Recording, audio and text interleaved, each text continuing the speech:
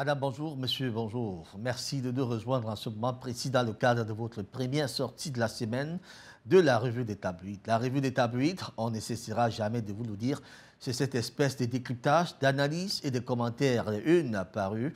Pour ce jour, il faut le dire, nous avons une bonne brochette, tout au moins, pour maîtriser toute la quintessence de l'actualité africaine, en tout cas l'essentiel de cette actualité. Ce sera bien sûr par les soins de notre consultant du jour, Jocelyn Olomon. Docteur Jocelyn Olomon est historien. Il est également écrivain enseignant. Docteur, bonjour et bienvenue parmi nous. Bonjour Raoul, merci pour cette confiance qui est à chaque fois renouvelée. Bonjour à ceux qui travaillent dans l'ombre. Bonjour aux dizaines de millions de téléspectateurs qui nous regardent à travers le monde. Et ce matin, je voudrais exprimer ma joie pour trois événements qui ont eu cours pendant la semaine écoulée. Le premier événement, c'est la libération de la sénatrice. Nous tous, nous avons eu très peur pour elle. Tout à fait. Et on se demandait comment les gens sensés peuvent enlever une personne de cet âge-là. Dieu merci, elle nous revient en forme. Il faut dire que l'armée a usé de toutes ses forces pour libérer cette dame et bien d'autres. Un coup de chapeau pour cette armée-là, un énième coup de chapeau pour cette armée-là qui brille par sa vaillance et vivement que les autres qui sont dans la même situation connaissent aussi un dénouement aussi heureux que cela.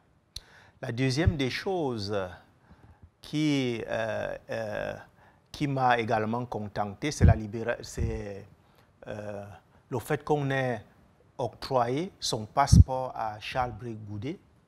Maintenant, il pourra rentrer dans son pays pour continuer le combat qu'il avait bien commencé.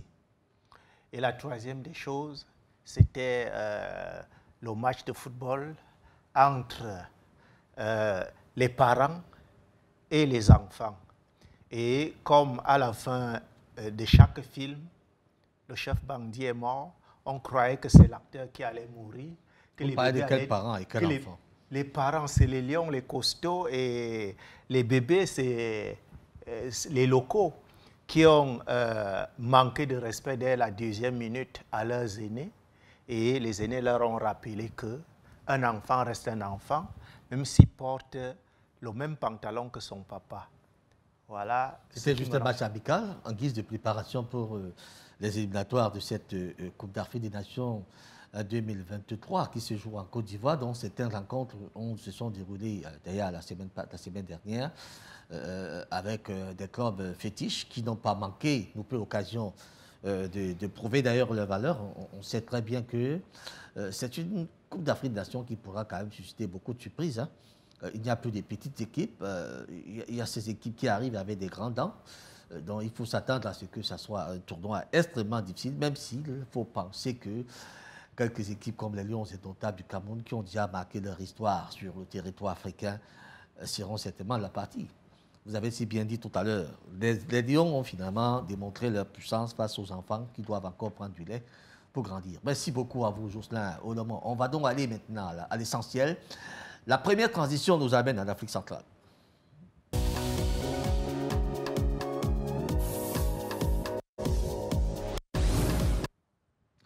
Afrique centrale, nous ouvrons par le Cameroun avec cette une de Cameroun Tribune qui est en cure ce matin. Selon nos confrères de Cameroun Tribune, il faut le rappeler, on évoque ces universités d'État. En tout cas, le décret présidentiel ayant d'ailleurs créé les universités de Bertois et Bolova et Galrois peut librement s'accomplir maintenant avec les recteurs qui ont donc déjà été nommés à la tête de ces universités, il faut le rappeler, et Cameroun Tribune. De nous dire d'ailleurs que les premiers patrons sont donc désormais connus. Le président Paul Biya a donc signé ses décrets de nomination, nommant donc ses recteurs à l'université de Bertois, et Bolova et Garoua, ou des étoiles, ou même d'ailleurs à Villamis.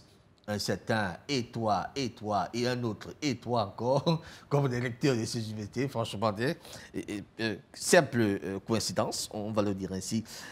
Mais de toute manière, Paul Biya a donc signé ces décrets qui nomment ses recteurs.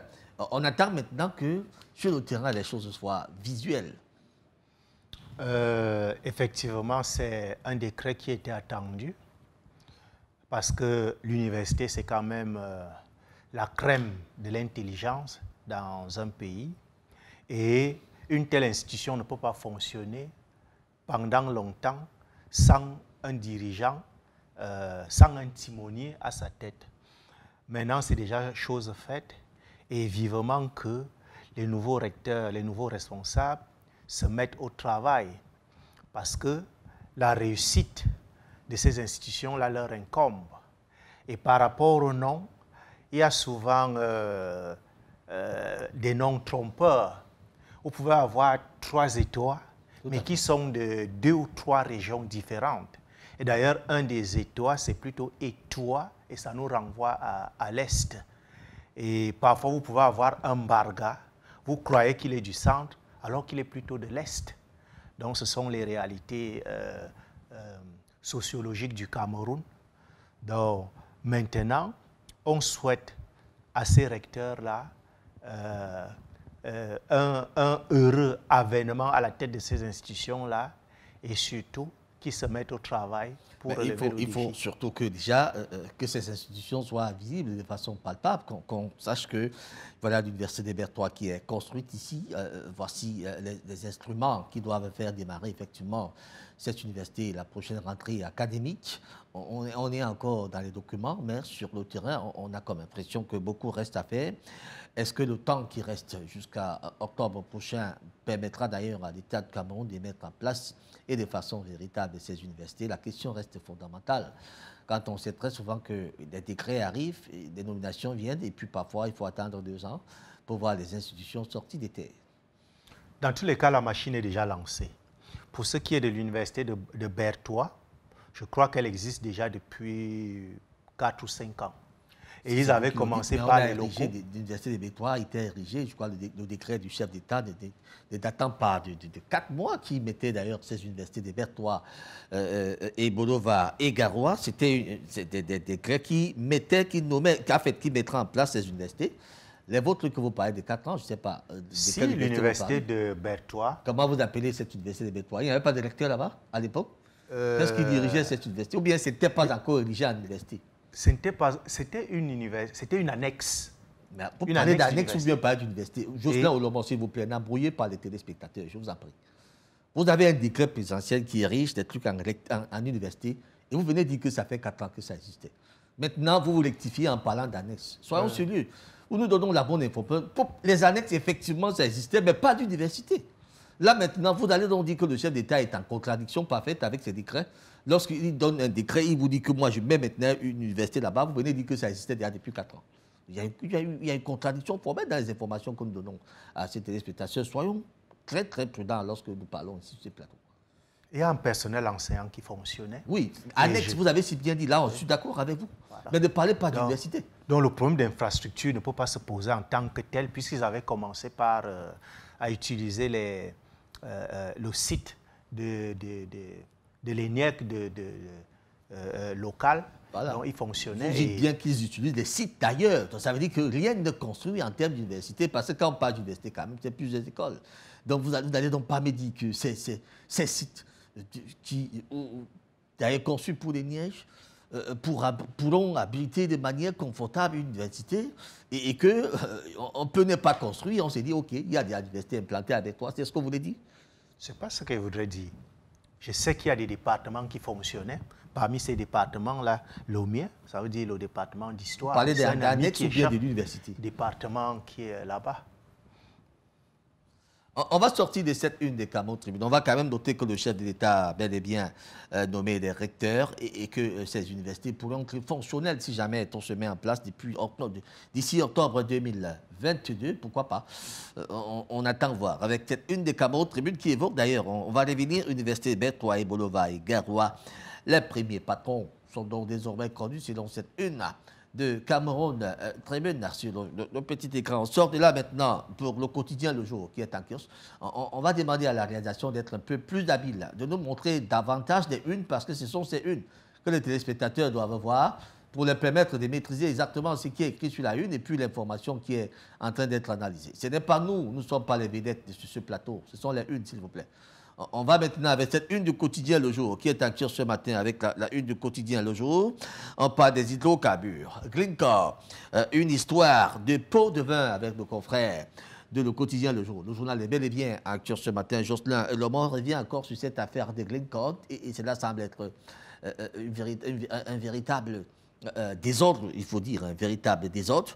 On parle d'une affaire de pot de vin qui prend ses origines aux États-Unis, en Angleterre, et qui, au-delà de ces pays, touche certains pays africains, parmi lesquels le Cameroun. On évoque environ 7 milliards de francs CFA de pots de vin versés aux fonctionnaires de la SNH et de la Sonara.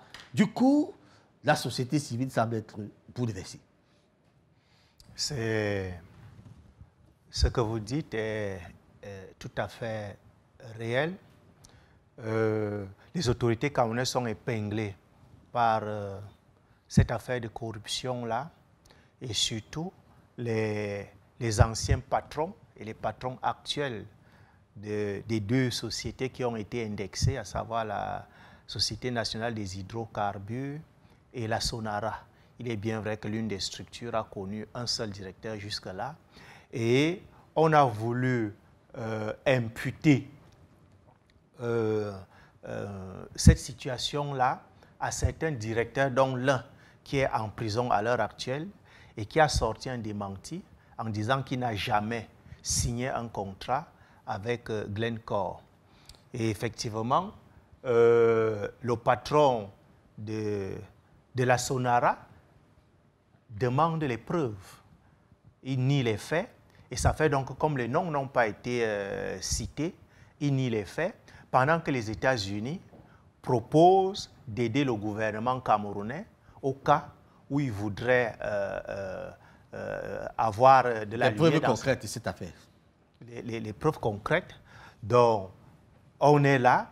Est-ce que le Parlement va prendre le problème à bras le corps? Est-ce qu'on va essayer de creuser pour savoir ce qui s'est passé, puisque cela crée un énorme préjudice au gouvernement du Cameroun? Est-ce qu'on va laisser Glencore s'en sortir? Est-ce que donc c'est autant de questionnements? On a toujours vu des scandales qui n'ont pas malheureusement abouti. Il y a des scandales. À un moment donné, on fait semblant d'ouvrir une enquête, on arrête cette enquête, on ne sait plus où sont parties les données de l'enquête sur les tiroirs. Et puis, la vie continue comme si de rien n'était. Un jour, vous apprenez même que ceux qui étaient au centre de ce scandale sont nommés ministres et ministres d'État et quoi d'autre encore, je n'en sais rien. Mais c'est quand même un peu étonnant, Jocelyn Lomond, qu'une situation de ce genre ne suscite pas quand même la moindre excitation de la justice camerounaise pour mieux s'imprégner des faits. Est-ce que le pouvoir judiciaire ne peut pas se mettre en branle, même s'il n'est pas interpellé par le pouvoir exécutif? Le pouvoir judiciaire a les mains liées. On l'a vu dans d'autres affaires, ils ont voulu prendre des devants et on leur a frappé sur les doigts. Et on a dirigé l'enquête vers... on regarde plutôt du côté du Parlement.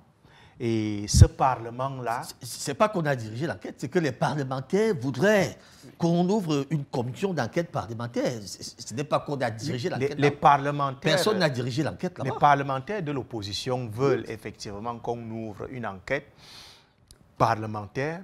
Et ils ont très peu de chances de connaître la vérité parce qu'ils sont peu nombreux. Et on sait que le Parlement est en majorité constitué de ceux-là qui sont les amis de ceux qui sont épinglés. Donc ça fait que on croise les doigts, on va voir comment les autorités vont réagir, s'il faut laisser Glencore s'en sortir sain et sauf. Mais à ce moment-là, donc, il faudra s'attendre à la réaction des Américains, des Anglais et des Brésiliens, bref, ceux-là qui ont perdu des parts de marché sur le pétrole camerounais à cause de ces malfaçons. Ceux-là qui ont avoué finalement leur forfait, ne peuvent-ils pas aussi être poursuivis par l'État du Cameroun, par exemple? Parce qu'ils avouent quand même avoir corrompu des gens. Ça veut dire que c'est des corrompus. Et des corrupteurs, on peut également les poursuivre. C'est ce que nous sommes en train de dire. Mais est-ce qu'on va les poursuivre? Tout à l'heure, vous avez dit qu'il y a eu plusieurs scandales où on savait que ça n'allait même pas prendre une semaine pour qu'on attrape tel ou tel responsable et qu'on le mette en prison. Et on a attendu parfois des décennies, Parfois, vous vous rappelez de l'affaire du Covid-Gate. Jusqu'à aujourd'hui, les Camerounais attendent. Avant ça, il y a eu le scandale de la CAN. Il y a eu d'autres problèmes. Le problème des avions chinois achetés à des ordinateurs, etc., etc. On n'a jamais rien fait. Donc, on ne serait pas surpris si cette affaire-là est aussi enterrée comme les autres. On va pas, vous parlez d'ailleurs de ce problème des ordinateurs. On nous évoquait un ordinateur qui coûtait 300 000 francs CFA. Je sais le monde, depuis que vous marchez, vous avez encore repéré ces ordinateurs-là qu'on avait distribués aux étudiants. Cette espèce de jouet qu'on a appelé ordinateur et qui aurait été distribué aux étudiants il y a quelques temps. Vous avez encore aperçu ça sur la circulation? J'ai bénéficié de ces ordinateurs-là, un de ces ordinateurs-là, parce que j'étais inscrit en doctorat pendant cette période-là. Le mien m'a créé d'énormes problèmes parce que une goutte d'eau avait touché l'ordinateur et tout ce que j'avais à l'intérieur est parti parce que ça n'a pas de disque dur. Donc, dès que... Et les quelques-uns qui survivent encore ont des problèmes de tactilicité au niveau du clavier.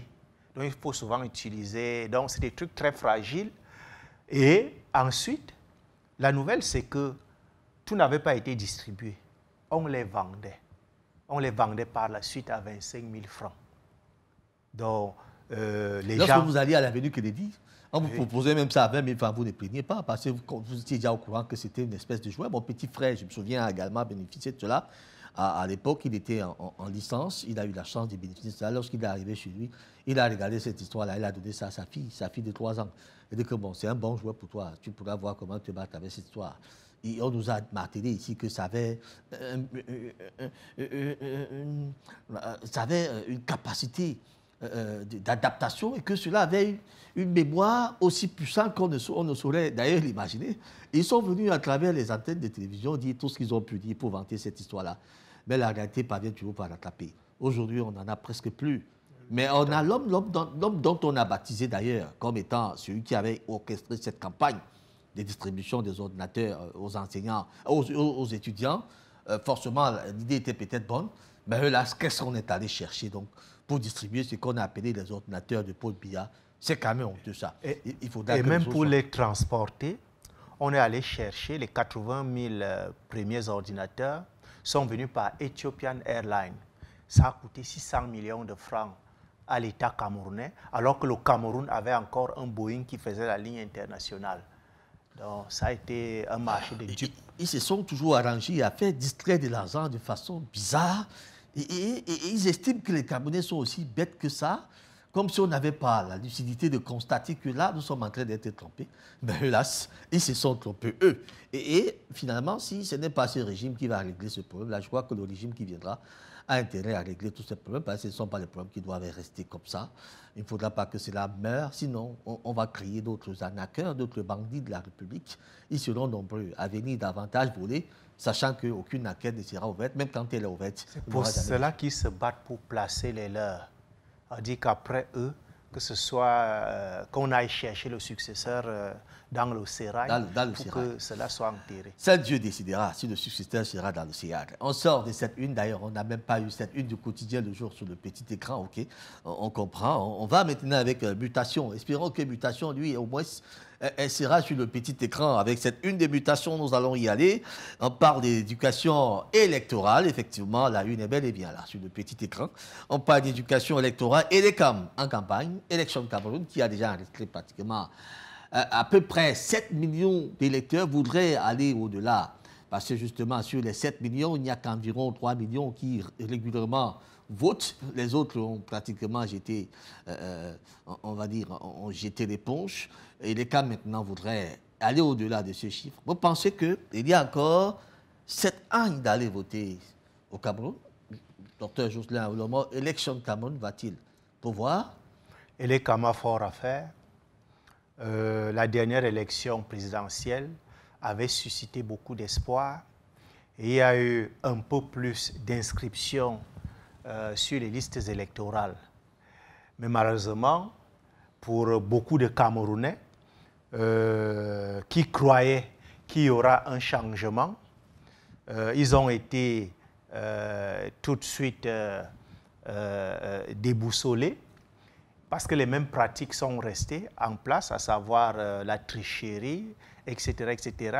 Ensuite aussi une autre réalité, à savoir que le parti au pouvoir est fort. Et lorsqu'on dit que vous êtes fort dans tous les domaines. Moi, en tant que fonctionnaire, j'ai eu à représenter l'administration dans un bureau de vote à Douala. Et parmi les 8 partis qui étaient en lice, il n'y avait que le RDPC et le SDF qui avaient des scrutateurs à Douala. Imaginez-vous si les autres partis ne peuvent pas déjà avoir des scrutateurs dans tous les bureaux de vote à Douala. Vous pensez qu'ils ont même des électeurs à Mora ou bien à Messamena. Donc, il y a eu un parti unique au Cameroun, l'Union camerounaise. Il s'est bien implanté. Oui, l'Union camerounaise qui est devenue l'UNC, qui est devenue le RDPC. C'était le parti unique. Et dans tous les recoins du Cameroun, on retrouve ce parti-là.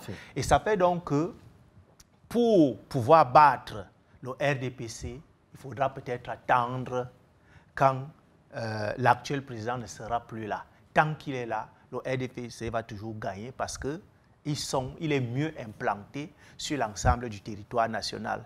Gagner à Douala et à Yaoundé, ce n'est pas l'essentiel du Cameroun. Douala et Yaoundé ne représentent même pas la moitié de la population du Cameroun. Donc, Elekam aujourd'hui, avec ce qui s'est donc passé, ça fait qu'il y a encore eu le doute. Les gens sont encore en train d'observer. Ils se disent, est-ce que cela vaut la peine? Donc, Elekam doit donc travailler les mentalités pour que les gens travailler. Il faut communiquer. Il faut démontrer que vous avez la volonté de changer. Parce que beaucoup assimilent Élection Cameroun comme étant l'annexe du ministère J'allais le dire que Elekam, même qui est aussi perçu comme juge et parti à la fois. Ça fait donc que les gens sont méfiants et ne veulent pas s'inscrire. Alors, vous parliez tout à l'heure des scrutateurs. J'en connais un. Il fut d'ailleurs, en fait, c'est un ami, hein, il demeure encore ami puisqu'il est là. Il est allé, il était scrutateur d'un parti là, le parti de Bello Bouba. Non, le parti de... le MDR, voilà. Le MDR, il était scrutateur du MDR dans un bureau de vote à Yaoundé pendant que moi, je faisais la ronde en tant que journaliste. J'ai été accrédité quand même à vivre ces élections et à les toucher au bout de doigt. Alors, pendant qu'on commence les décomptes en soirée, je me suis retrouvé dans son bureau de vote. On se rend compte que l'homme, même le MDR, n'avait même pas une seule voix. Quand il rentre dans son quartier, j'ai rendu que, mon frère, même ta propre voix, tu n'as pas pu donner ça. Un parti dont tu es venu, même ta propre voix. Et là, c'est ma souris. Après, il m'a dit au quartier que, mon frère, on m'a tendu 20 000, je ne pouvais pas laisser l'argent là, j'ai pris. J'ai mis ça entre mes mains. Entre-temps, très bien entretenu par le chef de ce coin, hein, qui leur donnait à manger et tout. Et de temps en temps, les députés passaient 2 000 ici, 3 000 ici. Donc, le gars avait intérêt à fermer les yeux sur tout ce qui allait se passer. Les autres ont des moyens. Il ne faut pas aussi oublier cet aspect-là. Oh. On se souvient du scandale, paix à son âme. Il y a une dame là en Sanaga-Maritime, plus précisément à Edea. Lors de la dernière élection présidentielle, on l'avait accusée du fait qu'elle était assise quelque part et elle remettait 10 000 francs à tous ceux qui sortaient avec les bulletins de vote et qui prouvaient qu'ils avaient... des adversaires, oui. Oui, et qu'elle remettait 10 000 francs. Cette femme-là, je crois qu'elle est décédée récemment. C'est une pratique courante. Elle est pratique très courante. Et il y a d'autres réalités. J'ai dit tout à l'heure que le RDPC, pour le moment, reste le plus fort sur le terrain parce que le plus souvent, les élections, c'est en saison des pluies. Ne serait-ce que pour des élections présidentielles. Et on sait qu'il y a des coins du Cameroun où n'importe quel véhicule n'y arrive pas. Et il y a donc les gros véhicules de ceux qui sont au pouvoir ou bien les gros véhicules de l'État qui y arrivent et avec pour chauffeur les gens qui sont au pouvoir. Lorsqu'on a fini de voter, ce sont ces gens-là, ça veut dire que vos adversaires qui ramènent les urnes à Yaoundé. Et tout peut se passer en cours de route. Et sur place là-bas aussi, ce sont eux qui ont des moyens pour offrir une bière ou je ne sais quoi à ce pauvre villageois qui n'a pas les moyens de s'offrir une bière ou bien 1 kilo de maquereau. Et ça fait donc que les gens, parfois, préfèrent voter celui-là. Toi, tu es natif du coin ou bien tu veux changer le monde, mais tu n'as rien à offrir. Allez, on préfère voter celui-là. Vous l'appelez de ces scrutateurs d'un parti de l'opposition qui était obligé de vendre son parti pour 7 millions de francs CFA dans une commune d'arrondissement de Douala dont je ne voudrais pas citer sur ce plateau.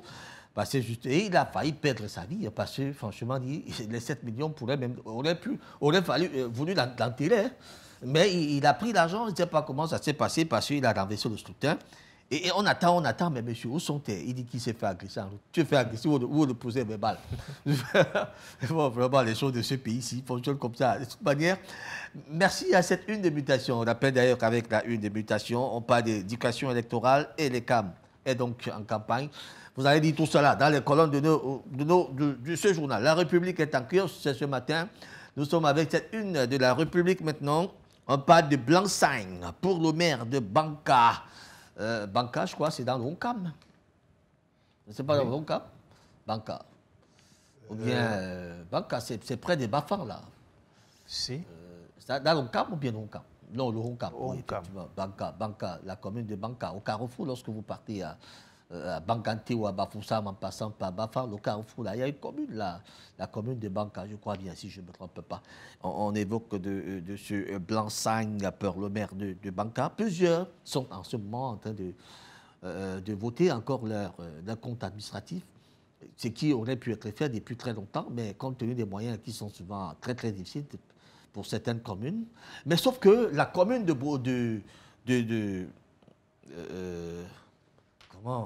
cette commune qui est près de Sousala, on entre là, Dibombari, voilà. Sauf que la commune de Dibombari semble être en chaos total parce que justement, même le budget n'est toujours pas voté jusqu'à cet instant précis. La section de décembre dernier n'a pas pu être, a été convoquée, mais les conseillers municipaux ne sont pas présentés, donc le quorum n'a pas été atteint. Sauf que la session du mois des maires a plutôt effectivement eu lieu parce que le quorum a été atteint, mais le maire a été mis à minorité. Et malheureusement, le budget n'a pas été voté. Un budget qui est évoqué à 1,3 milliard de francs CFA n'a pas pu être évoqué. Maintenant, la balle est du côté du préfet du Mungo qui devrait en principe jouer les arbitres dans cette affaire. Et si cela ne tient pas, la loi autorise maintenant à ce que le conseil soit suspendu. Alors, voyons des situations pareilles. Le maire est mis en minorité par ses conseillers. Il faut rappeler que c'est une commune qui engrange quand même 28 conseillers venant du parti de Paul Kingé. C'est d'ailleurs le jeune maire qui occupe ce siège aujourd'hui. Il est très jeune, hein, ce maire. Et vous avez 28 du parti de Paul Kingé. Je crois qu'ils doivent être 14 ou 16 pour le RDPC. Et puis vous avez un pour le Badidem.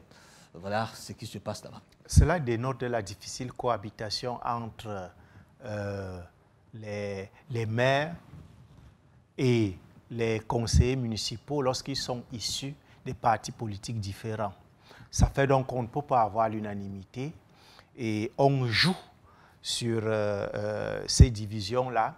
Et le plus souvent aussi, lorsque le maire n'est pas du parti au pouvoir, on fait des efforts. Vous avez parlé tout à l'heure de la majorité qui revient aux conseillers municipaux. Oui, MPC, quelque chose, le parti de Paul-Éric Kingé.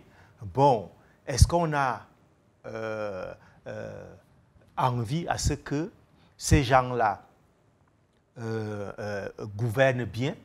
On sait que Paul-Éric Kingé avait donné le ton. Et on sait que c'est lui qui l'a remplacé. Vous voulez dire que ça veut dire que ce sont leurs propres conseillers qui posent un problème? Parce que sur 28, lorsqu'on est allé au vote, je crois que c'était 16 contre 17. Il n'a même pas pu avoir les 28 conseillers qui sont d'ailleurs de son parti. C'est un problème. On sait aussi comment ça se passe. Tout à l'heure, vous avez parlé d'un scrutateur qui avait empoché 7 millions pour fausser. Cela peut aussi arriver pour paralyser la commune. Donc, tout est possible. Et ça fait donc qu'on se retrouve en train d'épuiser le mandat comme ça. Et par la suite, on va dire, vous avez eu le pouvoir, qu'est-ce que vous avez fait? Donc, ça fait partie du jeu d'accès au pouvoir et de conservation. On a connu ces situations-là à la commune de Dédé à Premier à son temps. On a aussi connu cela à Botmacat. Ce sont des communes quand même très, très réputées d'être très, très révolutionnaires avec des conseillers municipaux qui ne se laissent pas convaincre, qui jugent l'action du maire et sont prêts d'ailleurs à en découdre quand cela ne tient pas. Je crois que c'est ce type de conseils municipaux qu'il faudra effectivement pour que les choses changent dans ce pays. Et non ces conseils où des gens viennent, on applaudit. Ils sont même en train de dormir pendant qu'on est en train de parler. Ils entendent comment on a plus applaudi tout simplement. Après, ils disent qu'on fait dispersion vite, on n'a plus de temps, donnez-nous nos pédièmes et puis on mange et puis on s'en va. Voilà un peu la rhétorique qu'on vit de temps en temps. Et cette commune de Njombe-Penja que vous avez évoquée tout à l'heure, là, vous la savez commune que de Dibobari. Dibobari, pas Njombe-Penja, Dibobari. Parce qu'on parlait tout à l'heure là de Paul-Éric Kingé. Ceux qui profitaient des activités minières de cette commune-là n'ont pas intérêt à ce que les choses marchent bien. Et Paul-Éric Kingé l'avait souligné, ces entreprises-là qui gagnent des marchés des dizaines de milliards, mais qui sont incapables de verser ne serait-ce que 500 millions de francs à la commune et font des versements ailleurs ou bien ça finit dans les poches privées. Et je crois que ces poches privées-là ne peuvent pas accepter que cette manne-là tombe entre les mains de ceux qui veulent gérer la commune. Espérons que Maître Manfo, qui est en ce moment maire de la commune de Njombe-Penja, n'est pas confronté à ce type de situation. Sinon, je crois que son avenir également est compté au bout de doigts. Il est également issu du parti de Paul-Éric Kingé. Ce sont eux qui ont d'ailleurs cette commune-là. On va sortir de cette une de la République. On rappelle la une. La République Blansagne pour le maire de Banka. On sort de là maintenant pour Econios qui est en cours ce matin. La une d'Econios nous rappelle d'ailleurs la titraille, barrage hydroélectrique des Nachtigal. C'est vrai que nos confrères ont écrit hydroélectrique. Bon, on comprend que c'est une erreur de parallaxe, ça a juste glissé. Nous avons donc compris qu'il s'agissait là d'un barrage hydroélectrique de Nachtigal. Le ministre en chef chantier, le ministre des Finances, lui, Paul Boudazé, s'est donc donné le luxe et le toupet d'aller lui-même vérifier ce qui se passe de ce côté-là. C'est vrai que longtemps on parle des constructions des barrages. Celui de Nachtigal pose véritablement un problème. Jocelyn Olamo. C'est un barrage qui suscite beaucoup d'espoir parce que lorsqu'il va entrer en activité, il va représenter à peu près le tiers de l'énergie produite au Cameroun. Et ce barrage-là a connu un glissement de date par rapport à sa livraison à cause des grèves qu'il y a eu au départ. On n'avait pas indemnisé les riverains et bien d'autres problèmes qui avaient bloqué la bonne évolution du chantier. Ensuite, le chantier a encore connu un autre retard dû au Covid-19. Et ça fait donc que les pouvoirs ont le dos contre le mur. Pourquoi? Parce que on connaît tous la crise énergétique au Cameroun. Et on sait ce qu'on a injecté comme milliards dans ce projet-là. Et le ministre des Finances fait donc ce qu'il devrait faire à chaque fois qu'il s'agit d'un financement. Aller sur le terrain pour toucher du doigt les réalités. Et c'est ce qu'il a fait. Et je crois qu'il faut saluer cette démarche-là. Vivement qu'il fasse la même chose avec d'autres chantiers importants du Cameroun. Alors, le problème de l'électricité semble se poser beaucoup plus sur le transport. Parce que les productions sont faites. Il paraît que lorsqu'on transporte d'ailleurs cette électricité, les transformateurs qui n'ont pas une capacité avérée de pouvoir contenir cette énergie et par conséquent, beaucoup se dissout en chemin. Tout à fait, parce que à chaque fois, il y a des transformateurs qui ont une durée de vie parfois de 8 mois, d'1 an. Quand vous êtes dans un quartier, c'est le jus qui baisse, c'est le transformateur qui lâche. Après, vous vivez sans énergie. Pendant un temps, on vous dit que c'est le transformateur qui fait problème. Et lorsqu'on le remplace, quelques temps après, le même phénomène se produit. Donc, il faudra chercher des transformateurs de qualité, parce que les anciens, lorsque la Sonel existait encore, elle importait des transformateurs à longue durée de vie.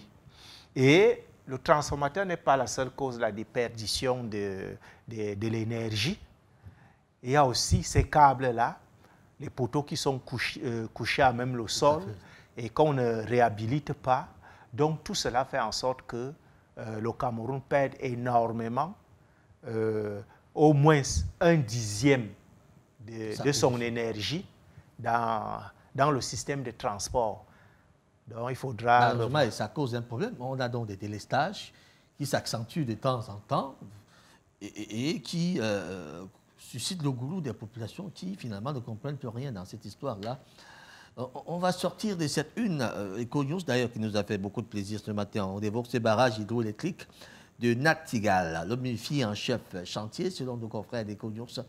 On va sortir de là maintenant pour Intégration, le journal des Tirindon et Takios. Le journal sous-régional de la CEMAC est bel et bien là. Et avec cette une d'intégration, on va lire tout simplement Perspective économique 2022-2023, la CEMAC carbure au pétrole. Et il faut dire que, selon la Banque africaine de développement, quelques géants de la production de pétrole en Afrique centrale, en Afrique, dans la zone CEMAC, notamment le Cameroun, la Guinée équatoriale, le Gabon et bien sûr le Congo-Brazzaville, devraient en principe bénéficier de cette crise qui naît de la guerre qui est en Ukraine. Et là, on veut savoir comment est-ce que cela peut être possible. Monter les enchères maintenant ou davantage, avoir tous les clients qui se sont résignés du côté de la Russie. On n'a pas besoin de monter les enchères. Le titre du journal en dit long.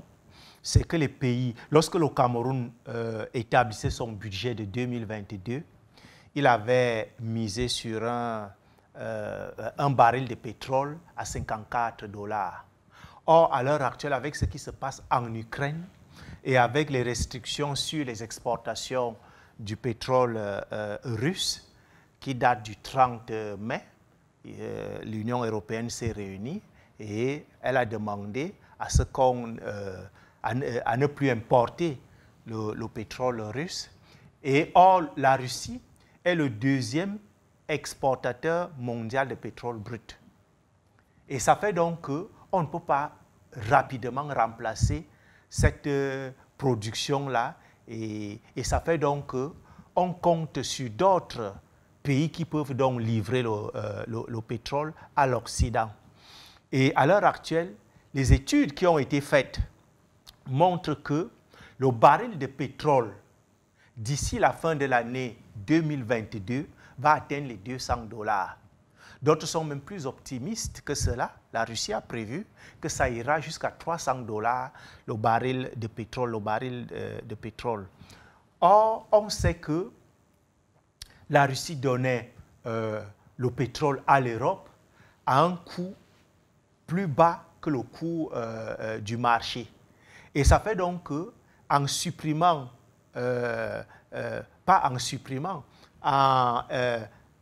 lorsqu'on l'empêche de livrer le pétrole, ces gens-là sont obligés d'aller s'approvisionner là où ça va leur revenir plus cher.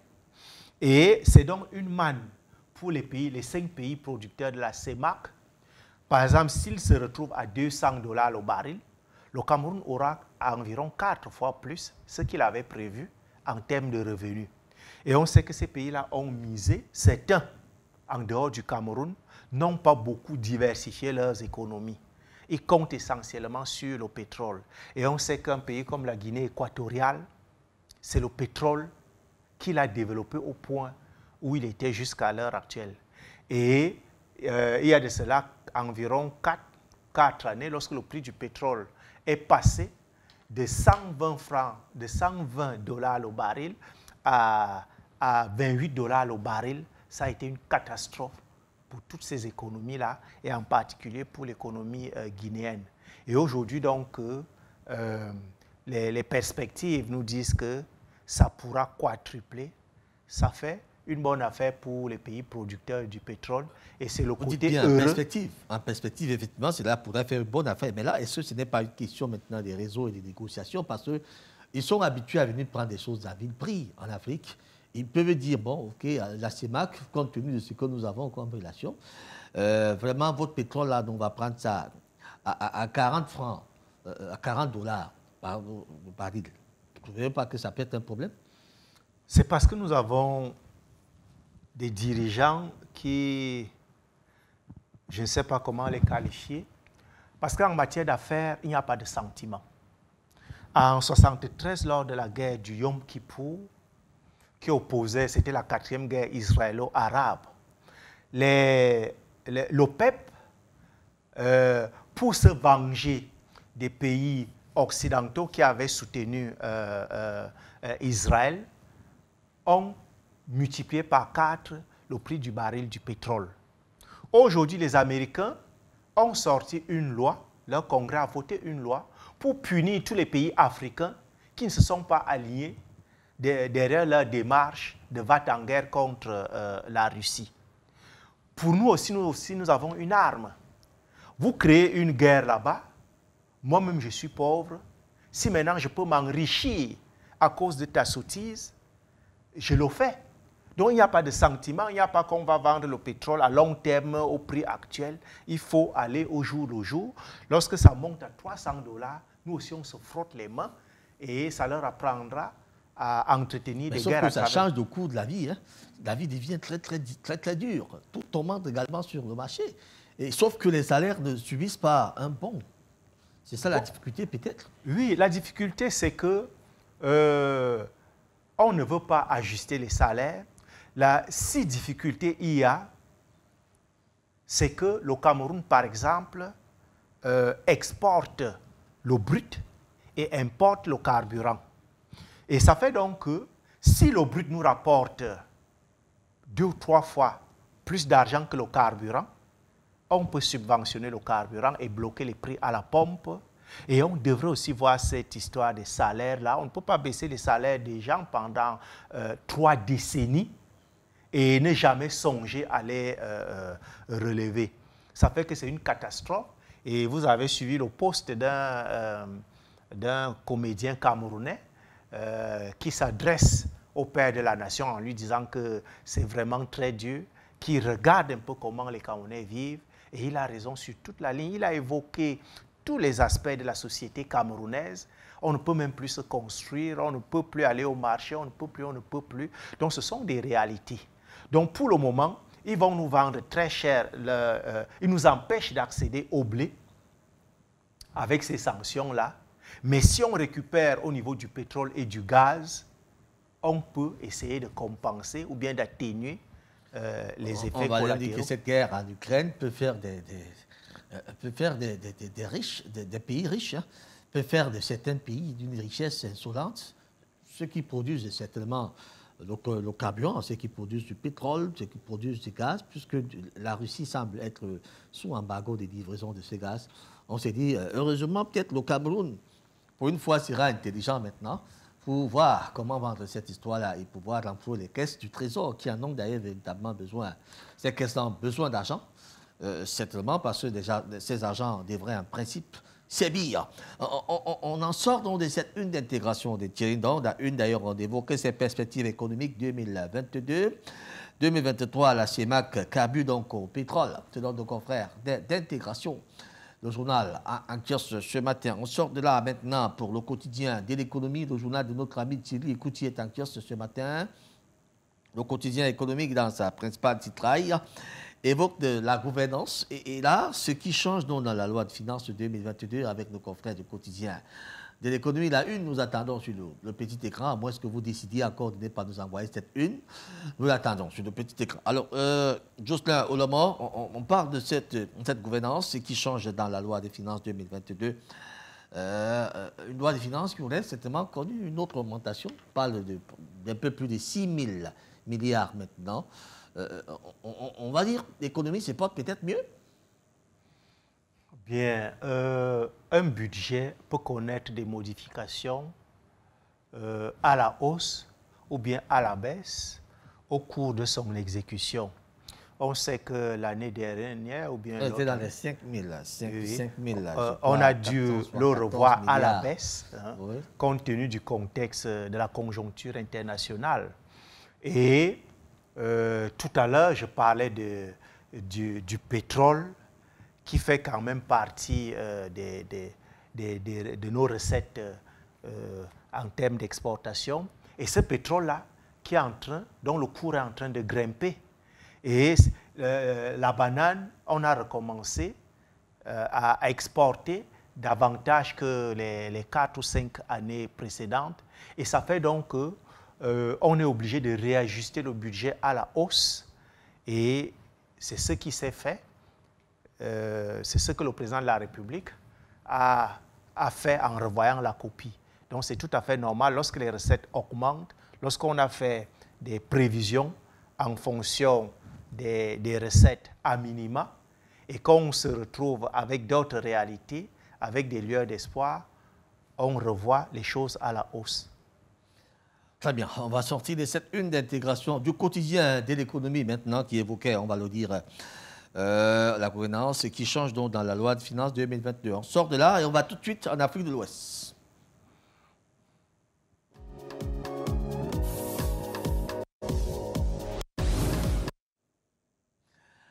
Afrique de l'Ouest, une seule une ce matin. Azala Express est en cure ce matin. Le journal dont notre ami Abdraman Baba Kouyaté serait donc rédacteur en chef. Ce journal évoque l'actualité malienne dans toute sa, on va dire dans toute sa plénitude. Primature 2016-2018, 1,3 milliard de marchés passés par entente directe. Il faut dire que pour cette époque-là, c'est Bobo Cissé qui était comme Premier ministre là-bas à l'époque d'Ibrahim Boubacar Keïta, 2016-2018. On évoque une nouvelle fois des faits de corruption qui faisaient en sorte qu'aucune lisibilité n'était dans les marchés qui étaient attribués. Et voilà les chiffres, 1,3 milliard de marchés passés par entente directe. C'est ce qu'on appelle au Cameroun le gré à gré. Et ça fait partie, pour ceux qui... Le gré à gré favorise la malgouvernance. Et lorsque ça se passe de cette manière-là, on sait que le marché tourne entre des petits copains. Parfois même, c'est la même personne qui gère ces marchés-là à travers des sociétés écrans ou bien à travers des parents ou je ne sais quoi. Or, on sait que, par exemple au Cameroun, lorsque le marché atteint 5 millions de francs, on doit faire un appel d'offres. Et ça fait donc que les gens vont soumissionner. Celui qui va faire la meilleure des offres va gagner le marché. C'est ce qui semble être fait dans le principe. Oui. Mais est-ce que dans les faits, c'est ça? Voilà. Et c'est ce qu'on reproche donc au gouvernement précédent du Mali qui procédait donc de cette manière-là. Et ça fait donc que pour un seul ministère, ça veut dire la primature, et pour un pays qui n'est pas aussi riche que cela, lorsqu'on peut déjà s'arroger, on peut déjà se partager, parce que c'est comme ça qu'il faut parler, 1 milliard 300 millions de francs, c'est énorme pour ce pays-là, et ça fait qu'il faut engager un audit. Tout à fait. Des faits de corruption, on va dire, des faits de corruption qui mettent davantage à mal les populations qui, elles, vivent dans une souffrance inédite. Alors, toujours dans la même une, on évoque la levée de l'embargo sur le Mali, parlant d'ailleurs de la CEDEAO qui joue la montre toujours avec nos confrères d'Azala Express. Il faut dire que le sommet de la CEDEAO, extraordinaire de la CEDEAO qui s'est tenu le 4 juin dernier à Accra, n'a pas pu s'entendre sur cette levée d'embargo. Et ils ont reporté cela, les chefs d'État présents ont reporté cela, je crois, au 3 juillet, si je ne me trompe pas, au 3 juillet, pour décider si le Mali devrait être excepté de ces sanctions ou tout simplement il faudra continuer avec ces sanctions. Mais selon nos informations, il y a eu mésentente entre certains leaders. Certains voudraient bel et bien que l'embargo soit levé. Par contre, d'autres exigent du Mali quelques réformes dans leur programme. Comment comprendre cet aspect quand on sait quand même que malgré tout, le Mali tient le bon coup? Effectivement, la CEDEAO est divisée. Il y a une partie de ses dirigeants qui est pour la levée des sanctions qui sont contre-productives et qui pénalisent leur propre population. Et il y a une autre partie qui est encore accrochée à ces sanctions-là parce que les donneurs d'ordre n'ont pas encore levé leurs ordres, s'il faut parler comme ça, leurs instructions. Et ça fait donc qu'on est divisé. L'autre jour, le président Macky Sall était en Russie. Il a fustigé les sanctions contre la Russie et qui ont des répercussions sur les pays africains. Et c'est la même chose, on ne peut donc pas. Et il a été commis par les chefs d'État africains pour aller plaider pour la levée de ces sanctions-là. Alors, si toute l'Afrique ressent donc les méfaits de ces sanctions-là, combien de fois donc, pourquoi est-ce que ces pays-là de la CEDEAO ne devraient pas faire la même chose avec leurs frères du Mali, qui ressentent, qui se battent pour leur souveraineté, et eux, ils passent leur temps à mettre des entraves sur leur désir d'émancipation.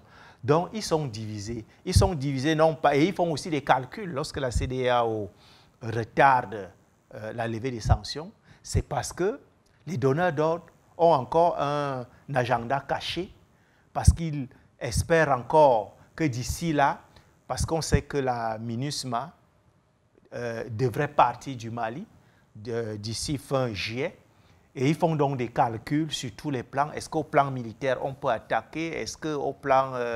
Et ce qu'ils demandent même aux dirigeants maliens est inacceptable. Changer de Premier ministre, revoir le calendrier, les délais de l'élection à la baisse, etc., etc., ça ne les concerne pas. Mon Premier ministre ne vous concerne pas. Mon épouse, en quoi mon épouse vous intéresse? C'est une cuisine interne. Donc, c'est des alibis, c'est des chiens-lits qu'on pose sur le chemin de l'émancipation du Mali et auquel le Mali ne peut pas se soumettre. Alors, il faut dire que le Burkina Faso, la Guinée sont également concernés par ces mesures, il faut le rappeler.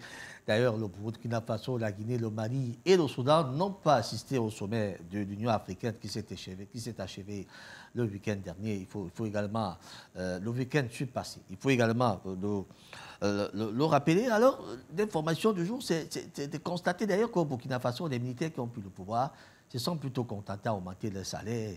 On parle même des augmentations qui vont à plus de 145%, franchement dit. On dit pendant que les gens se battent encore au front, la situation ne change pas du tout. Mais les militaires veulent se gonfler les poches, tout au moins pour un moment. Le temps de dire, OK, pendant que nous sommes encore là, on peut prendre autant qu'on peut, et puis un jour on ne sera plus là, et on verra ce qu'on fera. Là, ça, c'est une très mauvaise révolution, ça. Mais vous vous rappelez ce que les Burkinabés reprochaient à leur armée, à savoir l'indolence des hauts gradés qui restaient carrément dans leur bureau, s'en foutaient de ce qui se passait dans les villages, des tueries, des massacres des populations. Et à un moment, donc, lorsque la population a commencé à se révolter, celui qui était encore au pouvoir a dit qu'il y aura une commission d'enquête sur ces responsables de l'armée-là qui ne veulent pas descendre sur le terrain et défendre la population. Après, il y a eu un simulacre de coup d'État. Les populations ont cru avoir un nouveau Thomas Sankara, quelqu'un qui allait les sauver, quelqu'un qui allait les défendre. Et ces populations-là, depuis, réclament le fait que le Burkina Faso aille tendre la main à la Russie pour pouvoir les défendre. Ils n'ont jamais eu gain de cause. Et bien au contraire, chaque jour, il y a des tueries, que ce soit au niveau des soldats ou bien au niveau des populations. Et ce qui est arrivé à Roche-Marc-Kabore risque d'arriver à Sandaogo s'il persiste. Et maintenant, donc, il a pris le pouvoir, il met les militaires à l'aise et il oublie le sang des Ivoiriens qui ne fait que couler chaque jour. Il paraît que tous ces chefs d'État veulent gouverner avec les militaires. C'est pour cela qu'ils prennent d'ailleurs les militaires, ils mettent dans leur sac en leur arrosant de l'argent. On a d'ailleurs vu avec Ouattara, ce n'était pas le premier, en leur arrosant de l'argent en disant, on a vu dans un pays où les militaires sont parfois les premiers à toucher. Hein. C'est-à-dire que pendant que vous cherchez encore à savoir si les virements sont faits, on vous dit que les bons des caisses passent déjà. Ce sont les militaires qui passent déjà là-bas la caisse. On n'en dit qu'on ne vient pas. La charité bien ordonnée commence par soi-même, peut-être, mais pourvu qu'ils s'occupent des intérêts de la population, qu'ils arrêtent le massacre, parce qu'ils portent la tenue pour défendre les civils. Si maintenant, donc, ils se contentent des salaires, d'un bon niveau de vie, et ne peuvent plus aller se battre sur le terrain pendant qu'on massacre. Vous avez déjà vu un riche aller se battre? Lorsqu'il a déjà mangé, il a bu du bon vin, mais il dort, il s'oublie même dans son sommeil, il vous donne même des rendez-vous qu'il ne respecte pas. Vous avez déjà vu quelqu'un qui est dans cette situation comme ça aller se battre? Pas du tout. Je crois qu'ils sont en train de tuer ces amis-là, franchement dit. De toute façon, Jocelyn Olomo, merci beaucoup d'être arrivé. Nous avons fait le tour de l'horloge ce matin. Ça s'est resté avec le plus grand plaisir, il faut le rappeler. Merci donc d'être toujours des nôtres dans Dash News et surtout dans le cadre de la revue des tabloïds. Nous vous donnons rendez-vous demain lorsqu'il sera à 9h30, heure d'Afrique centrale, 8h30, temps universel. Docteur Jocelyn Olomo, on prend rendez-vous pour la prochaine fois. Tout à fait. Merci également à la réalisation des paroles ce matin, madame, messieurs. À bientôt.